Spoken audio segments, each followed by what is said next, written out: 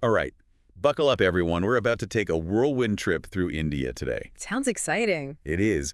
We're diving deep into Liz's travel notes this time, exploring three completely different regions. Oh, wow. Which ones? We've got Meghalaya, Rajasthan, and Tamil Nadu.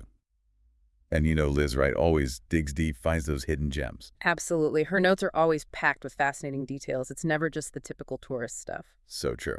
So let's kick things off with Meghalaya, the abode of clouds. How poetic is that? Very evocative. And fitting, considering it's known as one of the wettest places on Earth. Seriously, Liz confirms it's monsoon central.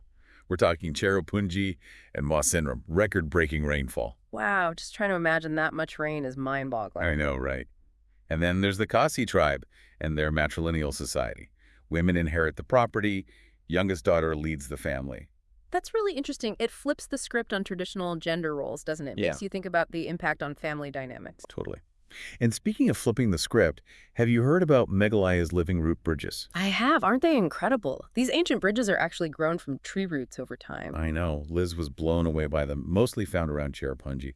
Talk about ingenuity and sustainable living. It's really mind-blowing, the patience it must have taken to cultivate those bridges, generations passing down that knowledge. Definitely. Oh, and for all the music lovers out there, get this. Shillong, Meghalaya's capital, is known as the rock capital of India.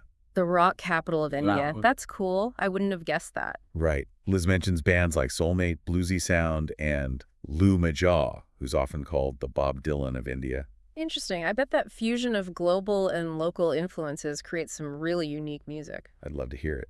Okay, one last mind-blowing tidbit from Liz about Meghalaya. Ready? Hit me with it. Did you know pitcher plants in Meghalaya eat insects? Wow, that's wild. Speaks to the amazing biodiversity there for sure. Okay, now let's switch gears completely. From rainforest wonders, we're off to Rajasthan. Liz describes it as dripping with history and grandeur. Ah, yes, Rajasthan. The land of kings, majestic forts, palaces, and of course the legendary Rajput warriors. Precisely. And get this, Liz points out that Rajasthan cities are practically color-coded. Jaipur is pink, Jodhpur is blue, Udaipur is white, and Jaisalmer is golden. Oh, wow, what a visual feast that must be. I can only imagine how stunning those cities look. I know. Liz really gets into the Battle of Haldigati, too, back in 1576. Rajput ruler Maharana Pratap versus Mughal Emperor Akbar. Pretty epic stuff. It's a classic clash of cultures, isn't it? We should talk about Jauhar and Saka here, though. Okay, yeah, those are crucial to understanding the Rajput mindset. During defeat, women would perform Jauhar, self-immolation, to protect their honor. Right, and the men, they would fight to the death, Saka, upholding their code of honor.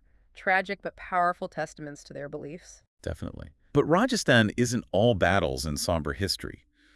Liz describes the Desert Festival in Jaisalmer. It's this huge celebration with camel races, folk dances. Oh, I've heard of that. Even turpentine contests, right? Sounds so vibrant and lively. Exactly. And just picture this.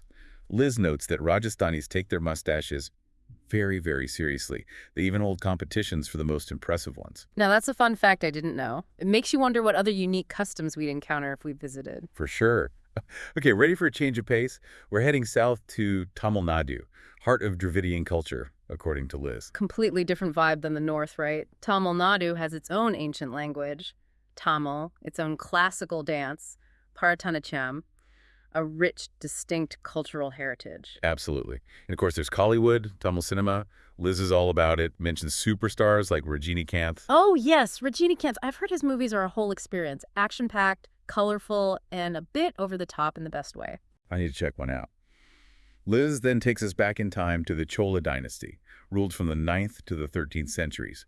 Known for their stunning temples, and get this, a naval empire that stretched all the way to Southeast Asia. Wow, a naval empire. Their power and influence must have been incredible. I bet there was a lot of cultural exchange happening across those vast distances. I'd imagine so. And then we get to something a little more controversial, Jallikattu, that traditional bull taming sport. Right, Jallikattu. Deeply rooted in Tamil identity, but it's sparked a lot of debate, hasn't it? Definitely. On the one hand, it's a cultural tradition with a long history. On the other hand, there are valid concerns about animal welfare. A complex issue for sure. Okay, before we get too deep into those complexities, let's shift gears a bit. Sounds good. Liz's notes are full of fascinating details about the food, music, and even specific people who make these regions come alive. It's those details that really paint a vivid picture, don't they? It's like we're getting a personal tour through Liz's eyes. Exactly. So let's dive into some of those next and see what other gems Liz uncovered on her journey. You know, it's amazing how food can be such a window into a culture. Oh, totally. It's Yeah. not just about what you eat, but like the whole story behind it, the traditions.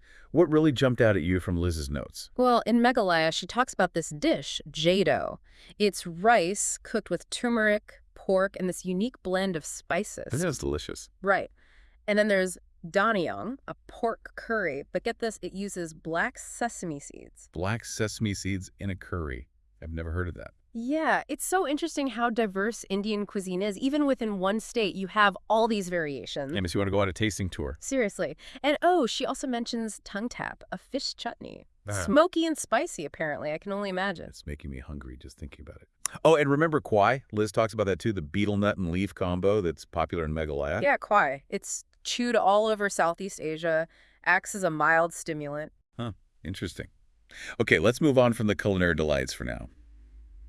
Liz also highlights some really fascinating individuals in her notes. Oh yeah, who caught her attention? Well, for Rajasthan, she focuses on those legendary Rajput kings, Maharana Pratap and Prithviraj Chauhan. Those names are practically synonymous with bravery and chivalry, aren't they? Legends passed down through generations. It's incredible how these historical figures still resonate so strongly. But Liz also highlights people beyond the battlefield. She talks about Mirabai, a female devotional poet who wrote these beautiful hymns dedicated to Krishna. Mirabai, I love her story. Such a strong woman, defying societal norms to pursue her spiritual path. Her poetry is still so powerful today. It really is. And speaking of cultural contributions, Liz mentions the influence of Rajasthan in Bollywood. She brings up films like Padmavat, Jodha Akbar, Bulaya, even Lamhe. I've seen a few of those. They really capture the grandeur of Rajasthan, don't they? The forts, the palaces, the vibrancy. Totally. Oh, and we can't forget about Irfan Khan, the amazing actor. He was from Rajasthan. Such a loss. His talent was undeniable. A true global icon. Absolutely. Okay, now on to Tamil Nadu. Liz's notes are full of incredible personalities there, starting with, who else? Rajinikanth. Rajinikanth, the legend. More than just an actor, he's a cultural phenomenon, isn't he? It's wild. His films are practically events, bringing people together like nothing else. It's amazing how cinema can have that kind of unifying power, especially in a region with such a strong film tradition.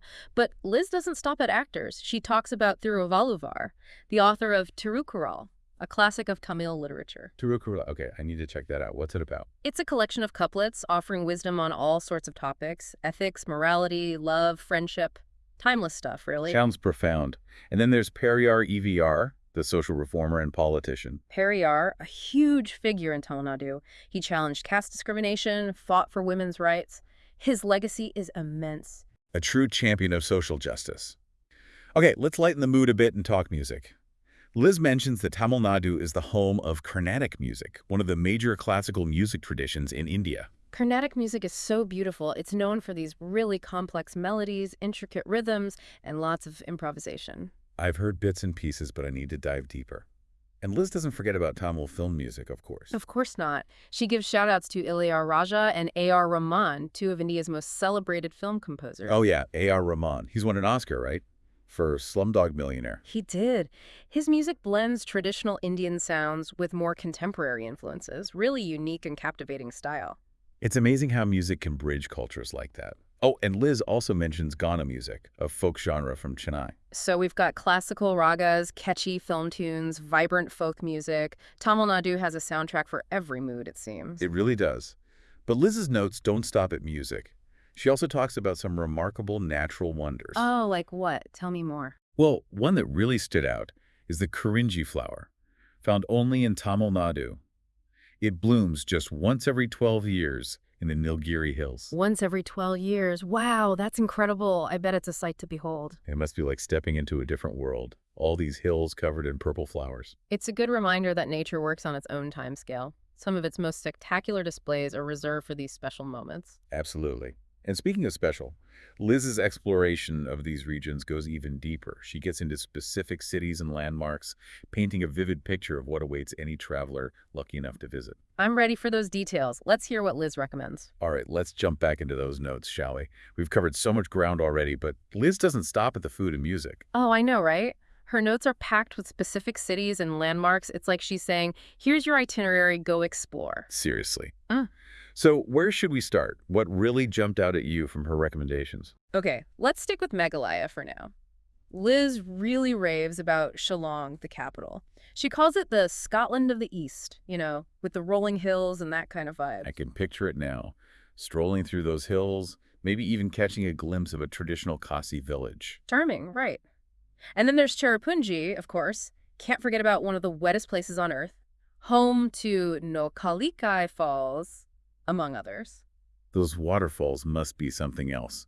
Just the sheer power of nature. It's humbling, isn't it? Oh, absolutely. Imagine standing at the top of those falls, the mist on your face, the roar of the water. Amazing. And Liz mentions Mosinram, too, which actually holds the record for the highest annual rainfall. Can you even fathom that much rain? It's mind-boggling, but it also makes you think about how life adapts, right? We were just talking about the living root bridges, thriving in those extreme conditions. So resilient. And then Liz throws in this other natural wonder, the Daki River.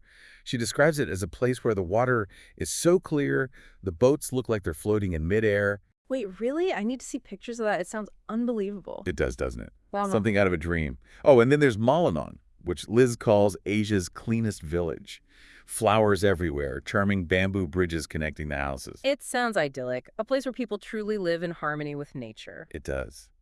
And lastly, for Meghalaya, Liz suggests Balpakram National Park, which she calls the Land of Spirits. Land of Spirits. Okay, that's intriguing. Right. Rare animals, diverse plant life, and these ancient sacred caves. It sounds like a place steeped in mystery. I'd love to explore those caves, get a sense of the history and the folklore surrounding them. Okay, let's move on to Rajasthan now. Liz's notes are just overflowing with recommendations there. Of course, she starts with Jaipur, the Pink City. Can't miss that, right? Jaipur is a classic. The Hawa Mahal, the Palace of Winds, that's got to be on everyone's list. It is. And Amer Fort, too, up on the hilltop. This majestic blend of Hindu and Mughal architecture. Just breathtaking, apparently. Oh, I bet. Then there's Udaipur, the White City, famous for Lake Pichola and the stunning city palace complex. Liz calls it romantic. I think she's right. I've seen pictures. It's definitely got a romantic vibe. The white marble palaces, the lake. It's all very picturesque. And Jaisalmer, the Golden City, can't forget that one. The Sonar Kila, the Golden Fort, rising from the desert sands. Liz's notes are full of exclamation points about that one. I can imagine. That must be quite a sight. And then there's Pushkar, the holy city with that sacred lake and the only Brahma temple in the world. Plus the famous camel fair.